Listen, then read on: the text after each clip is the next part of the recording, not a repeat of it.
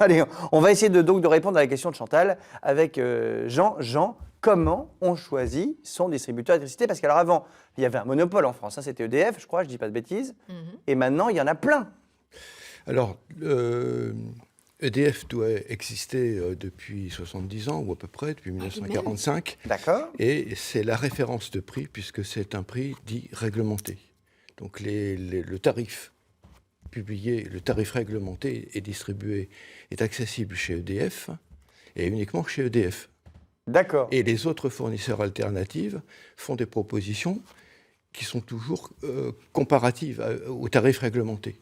Mais c'est-à-dire qu'on vit le comparatif, c'est-à-dire qu'a priori c'est moins cher. Sinon, quel est leur intérêt sinon, de faire un truc plus cher? C'est moins cher.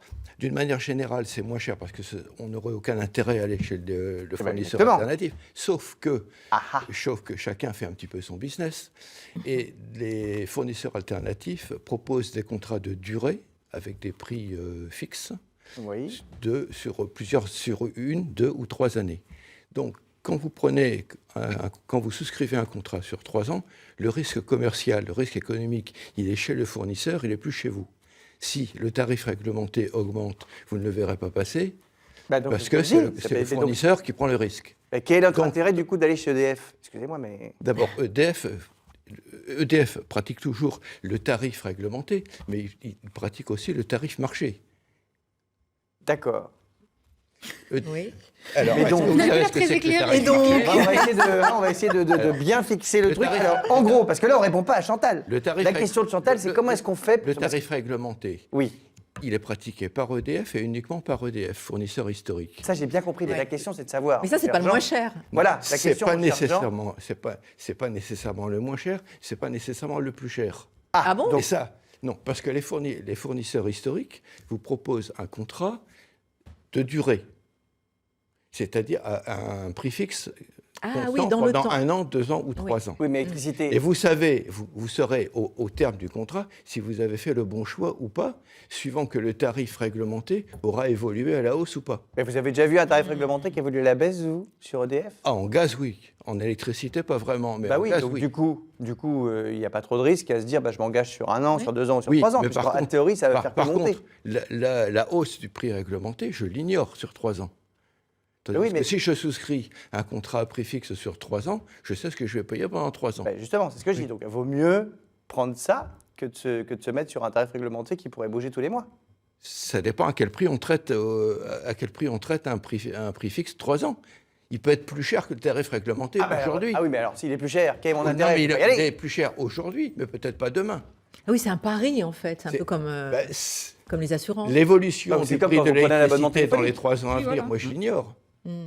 Est-ce que l'électricité au tarif réglementé va être constant ou est-ce qu'il va augmenter et de combien, je l'ignore. Et puis il y a la partie abonnement, en plus évidemment de la partie où on paye les abonnements sont à peu près partout au même prix. Donc, alors parce que là on n'a pas vraiment répondu à la question de Chanchant. Moi ça m'intrigue parce que moi je fais cette émission pour répondre aux questions des gens.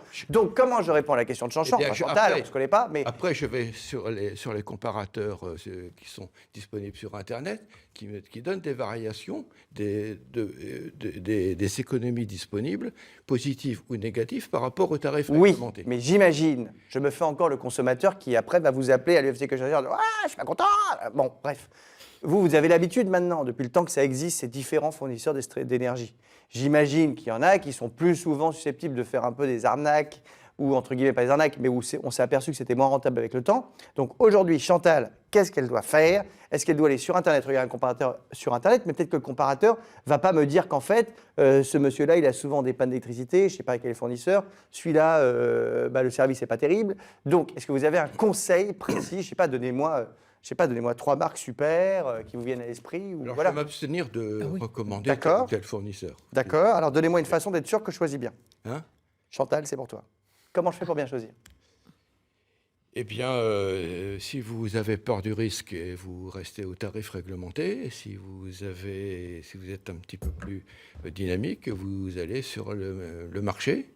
Et puis, vous verrez à terme si vous avez bien fait ou pas. Ah oui, d'accord. Donc, en fait, je ne peux pas du tout aider Chantal. Mais en fait, si, parce que c'est une question de durée.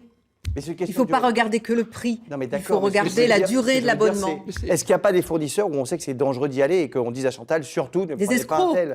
Mais pas des escrocs, mais des gens où on sait qu'à l'arrivée, c'est beaucoup plus cher. Moi, c'est ça ma question. J'imagine qu'à UFC que je veux dire, vous avez beaucoup de gens qui vous appellent en disant, j'ai pris un tel pour électricité, c'est une catastrophe.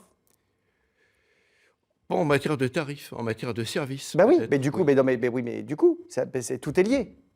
Donc, quel est le meilleur rapport qui a été pris? C'est ça qui il va pas se mouiller. Il va pas Non, se mouiller. il Non, a pas le droit. C'est du mortier, c'est jamais mouillé. Ça, ça bouge pas, ça rote. Il ne peut pas. Vous avez le choix pour déterminer le. Ah bah ça, j'ai le choix. tarif. Ça, c'est sûr. C'est le principe. choix. Depuis qu'il n'y a plus que DF. Vous avez 5 ou 6 fournisseurs disponibles sur la région, qui distribuent sur la région. Et, Je sais bien, mais la question de Chantal, c'est comment choisir. Et moi, on et m'a ben, dit vous allez que- sur un comparateur. on m'a dit que NJ et EDF, c'était le même. Ah bah c'est pareil. NJ, EDF, c'est la même NJ, chose. c'est le nouveau nom, je crois, de GDF. Non, de GDF, oui. Ouais, de GDF. GDF. Non, Mais NJ fait aussi EDF. l'électricité.